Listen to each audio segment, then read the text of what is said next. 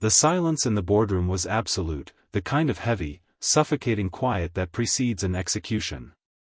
My father stood at the head of the mahogany table, his knuckles white as he gripped the leather back of the chair, his eyes fixed on me with a mixture of confusion and ancient, simmering contempt. He didn't look like a man whose empire was crumbling, he looked like a king offended that a peasant had wandered into the throne room.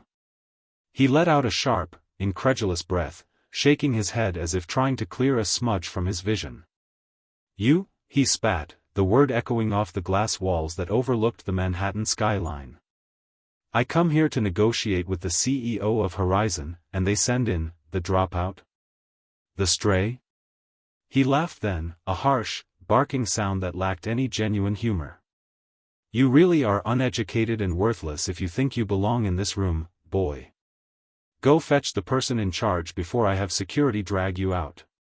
He didn't know. He couldn't possibly know that the pen resting on the table, the one he was desperate to use to sign away his life's work, belonged to me. My name is Julian, and for the last 10 years, I have been a ghost in my own family. I am 32 years old, and to the world, I am the elusive founder of Horizon, a tech conglomerate that specializes in rehabilitating failing legacy companies.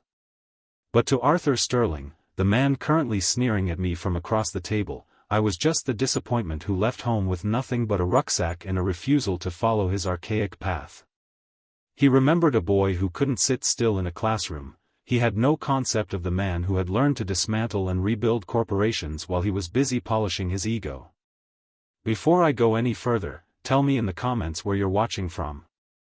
I always find it grounding to know there are people out there, real people, listening to stories like this. The relationship between my father and me was never built on love, it was built on compliance. He was a titan of the steel industry, a man of iron and fire who believed that worth was measured in degrees, titles, and obedience. I was the anomaly. I didn't care about the country club or the Ivy League legacy.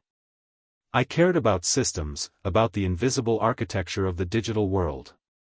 When I told him at 18 that I wasn't going to Yale, that I was going to teach myself to code and start a business from a garage, he didn't just disagree. He annihilated me. I remember the day I left. It was raining, a cliché I know, but the cold was real enough. He stood on the porch, a scotch in hand, and delivered the verdict that would ring in my ears for a decade. "You are uneducated," he had said, his voice flat and final. "And without my name, without my guidance, you are worthless. Don't come crawling back when the world chews you up." I took those words. I didn't fight them. I swallowed them like a bitter pill and let them dissolve into my bloodstream. They became fuel. I moved to a studio apartment in a city where no one knew the name Sterling. I worked 3 jobs. I studied at night, not in lecture halls, but in the glowing blue light of a dual-monitor setup, devouring information on market trends, blockchain, and artificial intelligence. I failed. I starved. I slept on floors. But every time I felt the urge to quit, I heard his voice. Worthless. Years passed. I built my first app.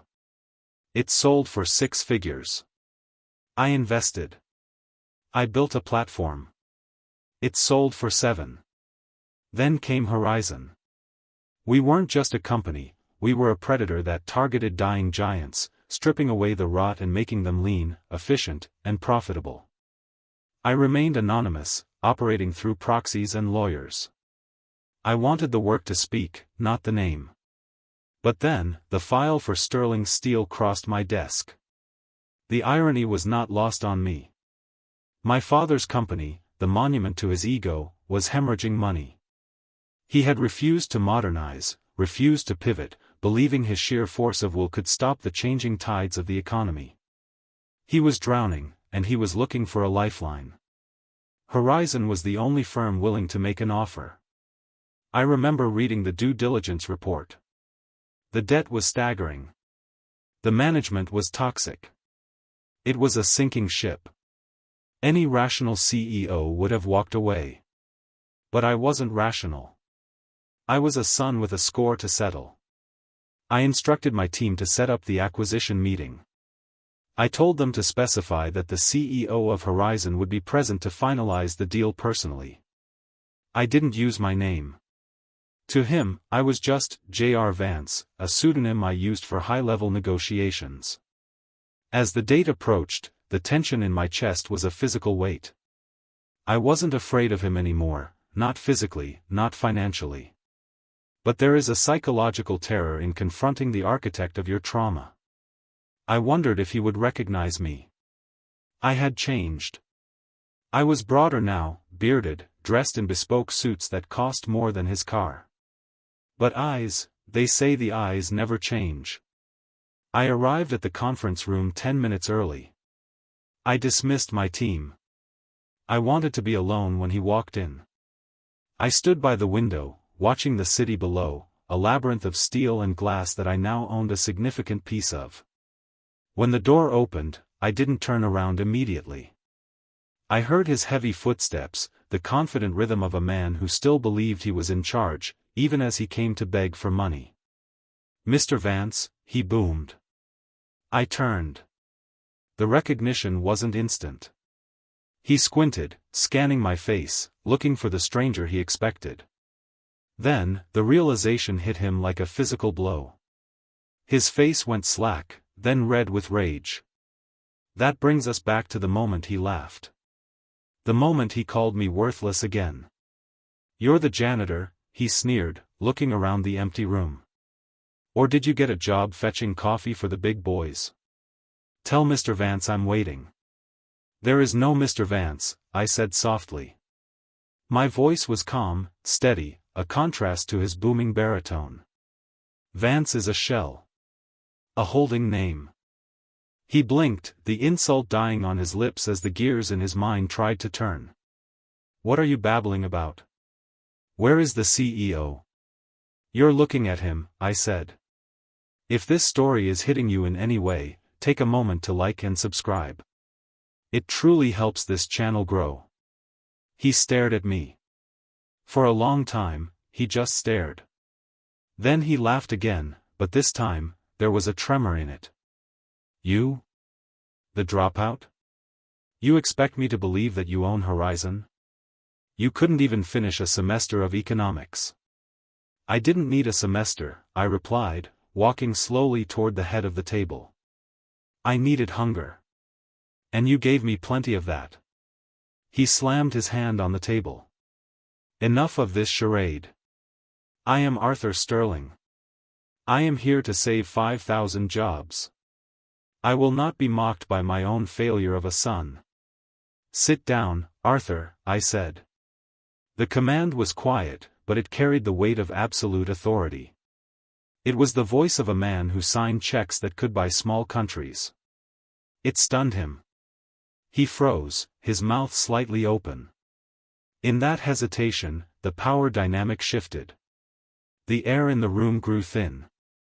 "You are here," I continued, "because Sterling Steel is 24 hours away from bankruptcy. You are here because the banks have frozen your lines of credit. You are here because you fired your CFO for telling you the truth 3 months ago. You are here because you have nowhere else to go." I slid a folder across the long, polished table. It spun perfectly, stopping inches from his hand. "Open it." He looked at the folder, then at me. His arrogance was starting to crack, revealing the fear underneath. He opened the folder with trembling hands. Inside were the documents he had sent to Horizon. But on top of them was a single sheet of paper, a photocopy of an old letter. It was a letter he had written to my mother, years ago, detailing how disappointed he was in me, how he planned to cut me off entirely to teach the boy a lesson in survival. I had found it in her things after she passed. "I survived," I said. He looked up, his face pale. This is business. You can't make this personal." "Everything is personal," I replied. "You made it personal when you defined my worth by your standards. You called me uneducated. I built $1 billion infrastructure without a degree. You called me worthless. I am currently the only thing standing between you and financial ruin. He sank into the chair. The fight was leaving him. He looked old suddenly. The Titan was just a man in an expensive suit, bewildered by a world he no longer understood. So, what happens now? He whispered. Do you crush me? Is that it? You bought the company to destroy it? To get revenge? I looked at him, and I felt nothing. That was the surprise. I expected anger, triumph, vindication. But all I felt was a profound, hollow pity. He was small. He was so incredibly small. I don't need revenge, I said. Revenge implies that you still have power over me. That I need to balance a scale. But the scale isn't balanced, Arthur. I broke the scale years ago. I tapped the contract. I'm going to buy sterling steel. I'm going to inject the capital it needs. I'm going to save those 5,000 jobs. Hope flared in his eyes. You will? Yes, I said. But there is a condition. Stay with me, because what happened next changed everything. The condition, I said, leaning in, is you. Me? You will step down as CEO, effective immediately. You will resign from the board. You will have no voting rights, no office, and no salary. You will retire to your estate, and you will never set foot in this building again. His face flushed purple. You can't do that. This is my company. I built it. You built it, I agreed. And then you broke it. Now, I'm fixing it. Those are the terms. Sign the papers, and your legacy survives under my name. Refuse, and the banks foreclose tomorrow. You walk away with nothing but your pride. And we both know how much that's worth. The silence stretched for an eternity. I could hear the hum of the air conditioning, the distant wail of a siren. He looked at the pen. He looked at me. He looked for the boy he could bully, the son he could shame. But that boy was gone. In his place was a stranger who held the keys to his kingdom. Slowly, painfully, he picked up the pen. His hand shook. He didn't look at me as he signed. The scratch of the nib against the paper sounded like a scream. He pushed the papers back. He stood up, looking frail. He didn't say goodbye. He didn't say he was sorry. He just turned and walked toward the door. Arthur, I called out just before he reached the exit. He stopped, his hand on the handle, but he didn't turn around. You were right about one thing, I said. I am uneducated. I never learned how to quit on family. Even when I should have. He stood there for a second, his shoulders slumped, and then he walked out. The door clicked shut. I was alone in the boardroom. I walked to the window and looked out at the city. I thought I would feel elated. Instead, I felt a quiet peace.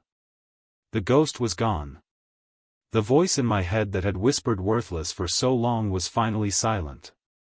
I had exposed him not to the world, but to himself. I had forced him to see that the very things he despised in me were the things that surpassed him. I picked up the phone and dialed my assistant. It's done, I said. Proceed with the acquisition. And start the rebranding process. I want the Sterling name off the building by Monday. I hung up and sat in the chair he had vacated. The leather was still warm. I spun it around to face the view. I had won, yes. But the victory wasn't in the contract or the money. The victory was in knowing that I didn't need his approval to exist. I had become who I was in spite of him, not because of him. And that was the only education that mattered. As I sat there, watching the sun dip below the horizon, painting the sky in shades of bruised purple and gold, I realized that the best revenge isn't burning the house down. It's buying the house, renovating it, and living happily inside it while the person who told you you'd never own a home watches from the street. So, I have to ask you, Have you ever had to silence a critic by simply succeeding? Let me know in the comments. I read every single one.